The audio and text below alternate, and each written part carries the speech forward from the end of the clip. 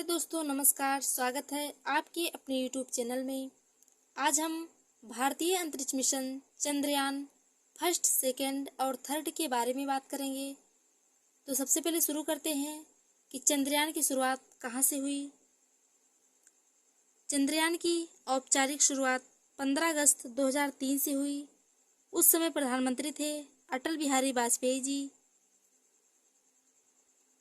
तो सबसे पहले बात करते हैं चंद्रयान फर्स्ट की। चंद्रयान फर्स्ट को सफलतापूर्वक लॉन्च किया जा चुका है। चंद्रयान फर्स्ट चंद्रमा के लिए भारत का पहला मिशन है, जिसे 22 अक्टूबर 2008 को श्रीहरिकोटा सतीश धवन अंतरिक्ष केंद्र से सफलतापूर्वक लॉन्च किया जा चुका है। यह मिशन एक ऑर्बिटर मिशन था। ऑर्बिटर का मतलब एक कक्षीय मिशन था। यह चंद्रमा पर नहीं उतरा था, सिर्फ चंद्रमा की कक्षा में चक्कर लगा रहा था। यह मिशन चंद्रमा पर नहीं उतरा था, यानी कि चंद्रमा की सतह पर नहीं उतरा था, सिर्फ उसकी कक्षा में चक्कर लगाकर बहुत सारे अध्ययन किए तथा बहुत से खोज किए। चंद्रयान फर्स्ट PSLV C11 के द्वारा प्रक्षेपण यान के द्वारा लॉन्च किया गया है।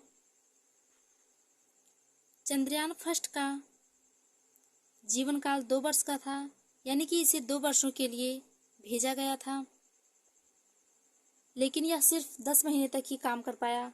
10 महीने बाद इससे संपर्क टूट गया, यानी कि ये केवल 10 महीने तक ही काम कर पाया। इसके बाद इसरो से इसका संपर्क टूट गया। इसके बाद इसे समाप्त माना गया। ये भेजा तो 2 वर्ष के लिए गया था, लेकिन 10 महीने तक ही काम कर पाया और 10 महीने में ही इसने बहुत सारे खोज कर लिए।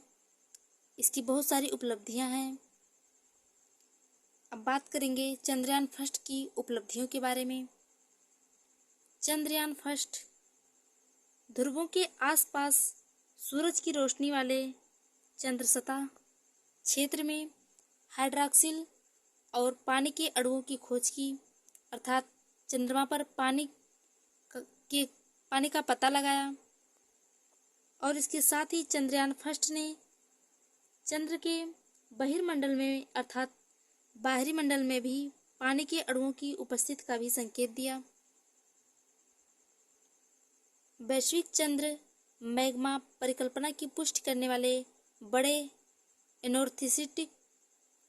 एनेर्थोसिटिक ब्लॉकों का एक्सपोजर, अर्थात ऐसा माना जाता है कि पृथ्वी अपने शुरुआती समय में पृथ्वी के पास एक मंगल ग्रह के साइज का एक छोटा सा ग्रह था, जिसका नाम थिया था।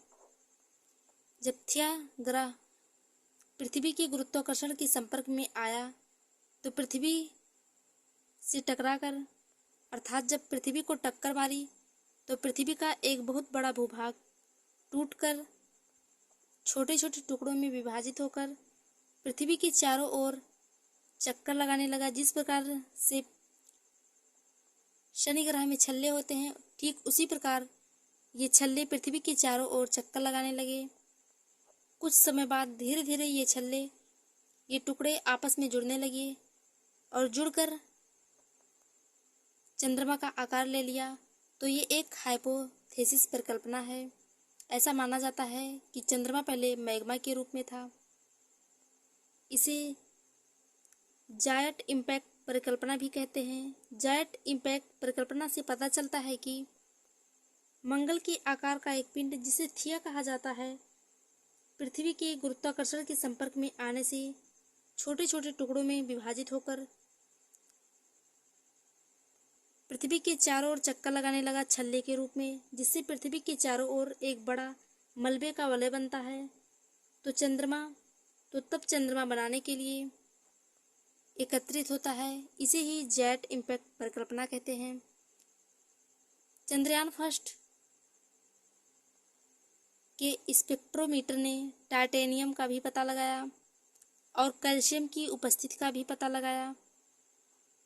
चंद्रमा के चारों ओर अपनी 10 महीने की कक्षा में चंद्रयान फर्स्ट के एक्सरे स्पेक्ट्रोमीटर ने टाइटेनियम, कैल्शियम की पुष्टि की। मैग्नीशियम, एल्युमिनियम और लोहे का अभी तक का सबसे सटीक माप एकत्रित किया।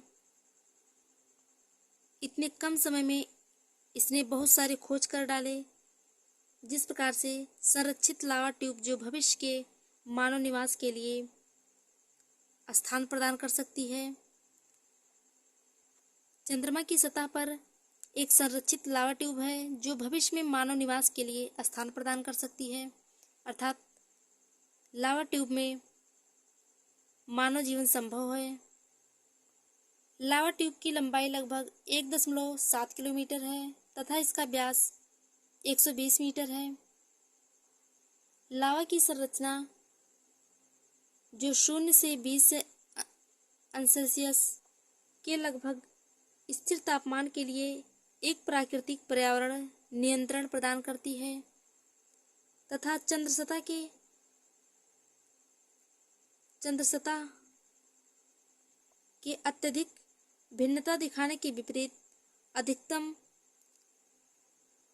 दिन में 130 अंश सेल्सियस तथा रात में -180 अंश सेल्सियस वहाँ का तापमान पहुँच जाता है।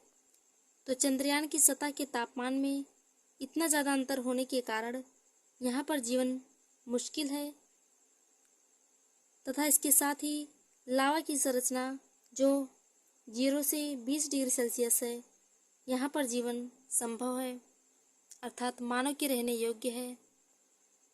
अब बात करते हैं चंद्रयान सेकंड के बारे में। चंद्रयान सेकंड को 22 जुलाई 2019 को लॉन्च किया गया।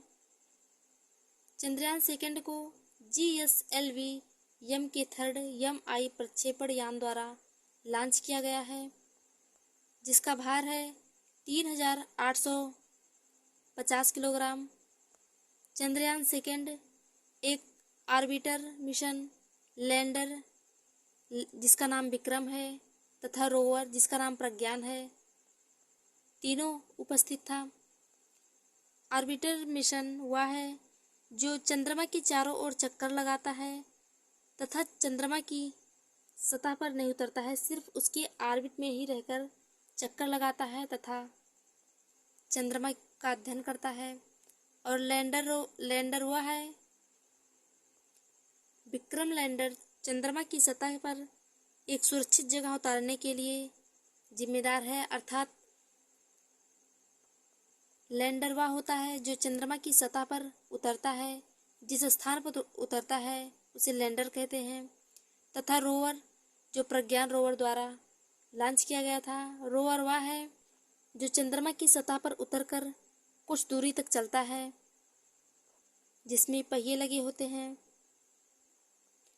चंद्रयान सेकंड दक्षिण ध्रुव पर सॉफ्ट लैंडिंग करने से 2 किलोमीटर पहले ही स्पीड बढ़ने से क्रैश हो गया, अर्थात चंद्रमा की सतह पर पहुंचने से 2 किलोमीटर पहले ही ये क्रैश हो गया।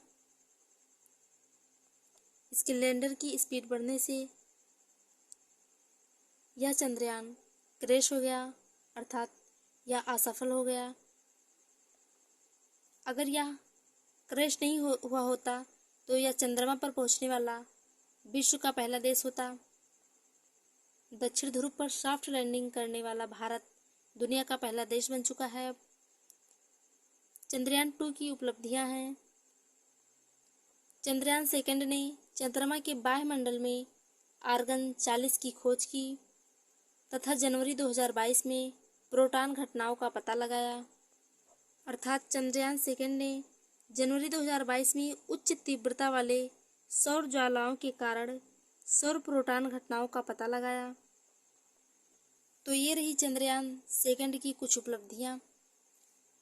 इसके बाद चंद्रयान 3 के बारे में अगले वीडियो में बात करेंगे।